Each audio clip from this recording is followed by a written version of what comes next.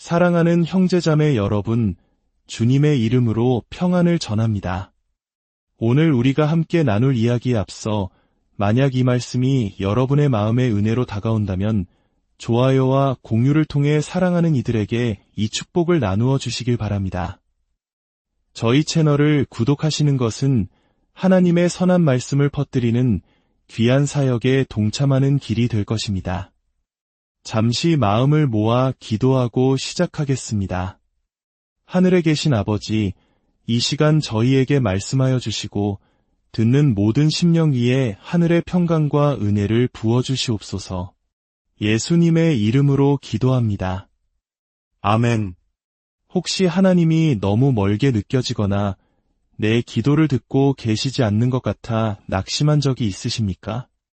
때로는 아무리 부르짖어도 침묵하시는 듯한 하나님 앞에서 외로움을 느끼기도 합니다. 성경 이사야서에는 이렇게 기록되어 있습니다. 스스로 분발하여 줄을 붙드는 자가 없사오니 이는 주께서 우리에게 얼굴을 숨기시며 그렇습니다. 때로 하나님은 스스로를 감추시는 분입니다. 이사야서 45장 15절은 분명히 말합니다. 구원자 이스라엘의 하나님이여 진실로 주는 스스로 숨어 계시는 하나님이시니이다. 왜 전능하신 하나님께서는 당신의 얼굴을 감추시는 걸까요? 여기에는 우리를 향한 깊은 사랑과 계획이 담겨 있습니다. 우리가 그분을 찾기 위해 애쓰고 갈망하며 부르짖는 그 과정 속에서 우리의 옛사람, 즉 육신이 죽어가기 때문입니다. 하나님을 찾는 시간이 길어질수록 우리 안에 세상적인 욕망과 자아는 힘을 잃고 십자가에 못 박히게 됩니다. 이것이 바로 하나님께서 숨으시는 이유입니다. 우리를 더욱 정결하고 거룩한 존재로 빚으시기 위함입니다. 사탄은 바로 이 지점을 평생에 걸쳐 공격할 것입니다. 기도해도 소용없어. 시간 낭비일 뿐이야 라며 우리를 끊임없이 낙심시키고 기도의 자리에서 떠나게 만들려 할 것입니다. 하지만 기억하십시오. 기도는 우리가 끝까지 포기하지 않을 때 상상을 초월하는 놀라운 능력을 발휘합니다. 아멘. 결코 포기하지 마십시오. 마약에 빠진 아들을 위해 기도하고 계십니까? 세상의 잘못된 길로 들어선 딸을 위해 눈물로 기도하고 계십니까? 그 기도의 응답이, 그 기적이 보이기까지 수년이 걸릴 수도 있습니다. 하지만 만약 당신이 기도를 포기한다면 당신은 그들을 영원히 잃게 될지도 모릅니다. 절대로 포기하지 마십시오. 매일 기도하십시오. 단 하루도 거르지 마십시오. 당신이 기도를 놓치는 그날이 바로 영적 싸움에서 패배하는 날이기 때문입니다. 매일 하나님과 깊은 관계를 유지해야 합니다. 왜 매일 기도해야 할까요? 매일 기도할 때 우리의 영은 하나님 안에서 참된 안식을 누리는 법을 배우게 됩니다.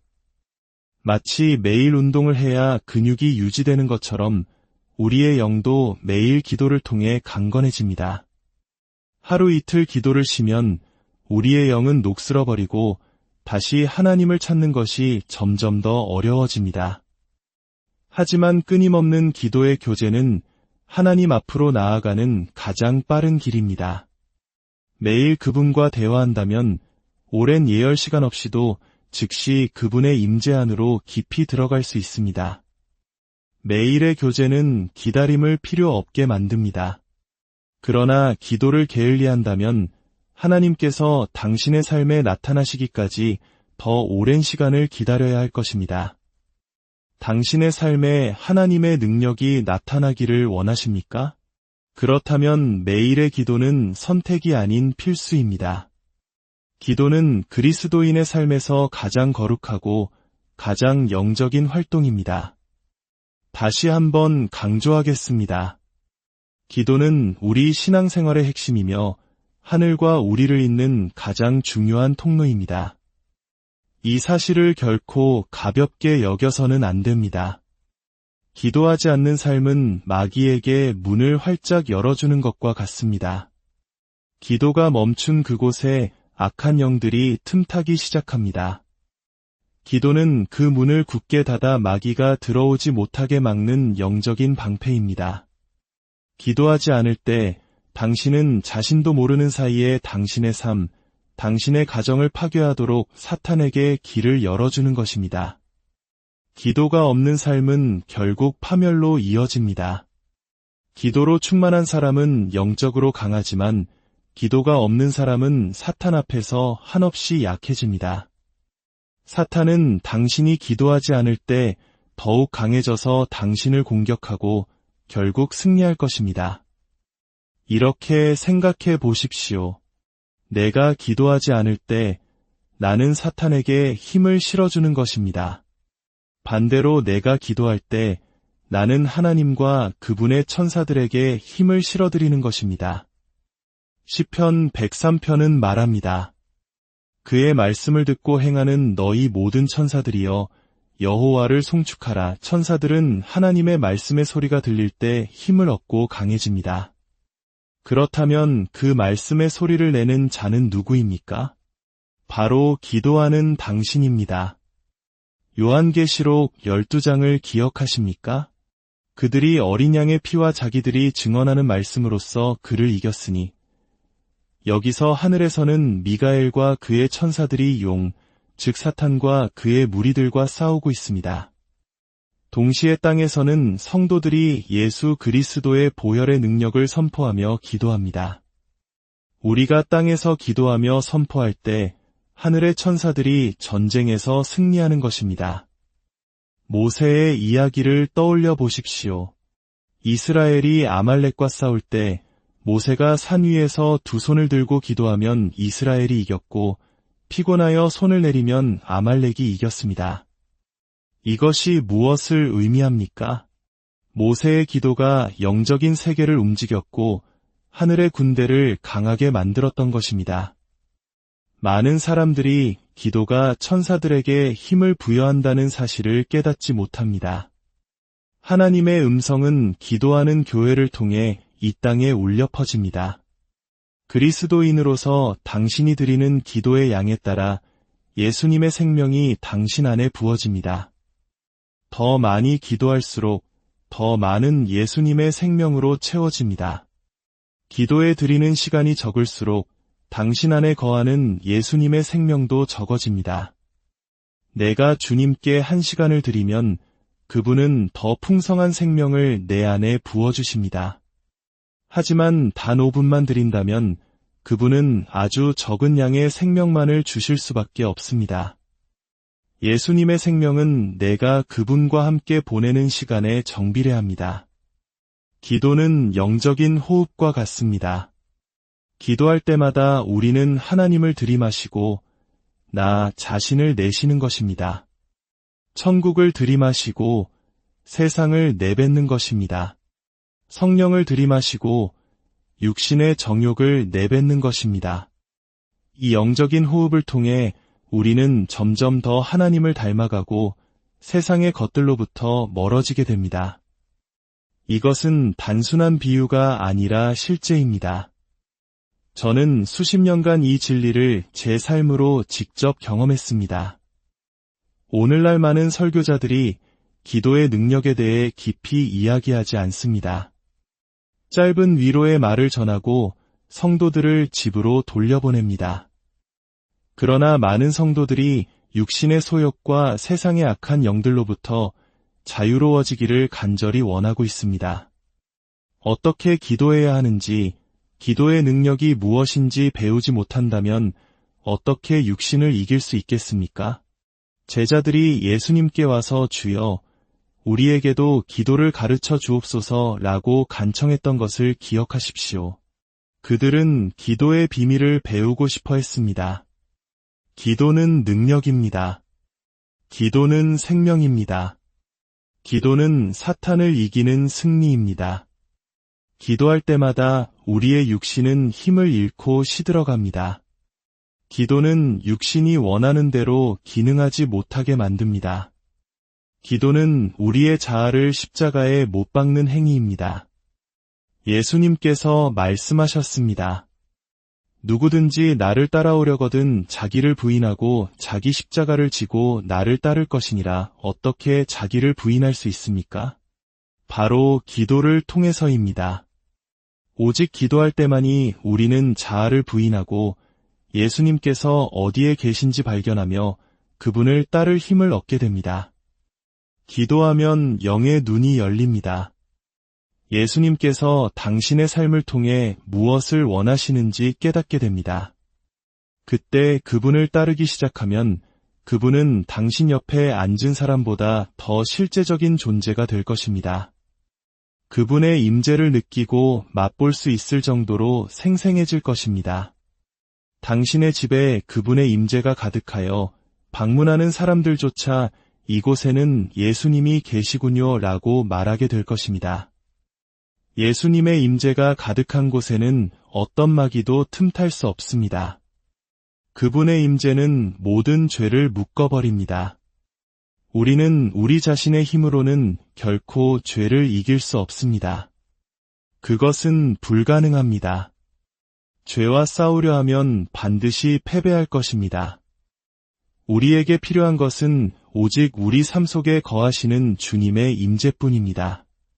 주님의 임재를 위해 당신의 마음의 자리를 내어드릴 때 그곳에는 더 이상 죄가 머물 공간이 없게 됩니다.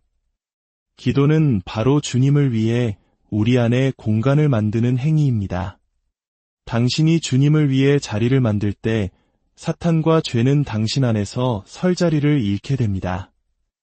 누가복음 11장에서 예수님은 말씀하셨습니다. 너희가 악할지라도 좋은 것을 자식에게 줄 알거든 하물며 너희 하늘 아버지께서 구하는 자에게 성령을 주시지 않겠느냐. 하나님의 주심은 언제나 우리의 기도와 연결되어 있습니다. 오순절날 제자들에게 성령이 임하셨을 때 그들은 무엇을 하고 있었습니까? 그들은 기도하고 있었습니다. 예수님께서 십자가에서 구속사역을 완성하셨고 성령을 보내주시겠다는 약속도 이미 주어졌습니다. 모든 것이 완성되었지만 그들이 간절히 기도하기 전까지 성령은 임하지 않으셨습니다. 하나님께서 당신에게 약속을 주셨다고 해서 그것이 저절로 이루어지는 것은 아닙니다. 당신이 그 약속을 붙들고 기도할 때 비로소 그 약속은 당신의 삶에서 현실이 됩니다.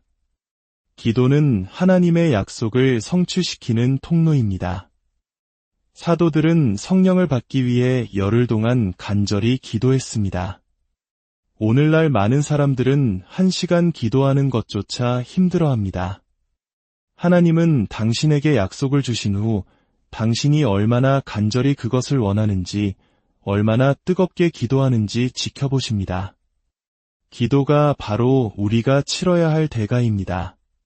하나님과 함께 보내는 시간이 바로 그 대가입니다. 많은 사람들이 시간이 없다는 핑계를 대며 이 대가를 치르려 하지 않습니다. 정말 시간이 없습니까? 텔레비전 뉴스나 의미 없는 프로그램을 볼 시간은 있고 중요하지 않은 사람들과 통화할 시간은 있으면서 당신의 삶을 창조하신 하나님께 1시간을 드릴 시간은 없으십니까? 핑계대지 마십시오. 더 늦기 전에 기도의 자리로 나아가십시오. 사람들은 기도하는 대신 어리석은 일들을 합니다. 마약을 하고 술에 취하고 음란한 죄에 빠집니다. 그들이 그렇게 망가지는 이유는 단 하나, 기도하지 않기 때문입니다. 당신이 기도할 때 하나님께서 당신의 삶을 통해 얼마나 위대한 일을 하실 수 있는지 생각해 보십시오.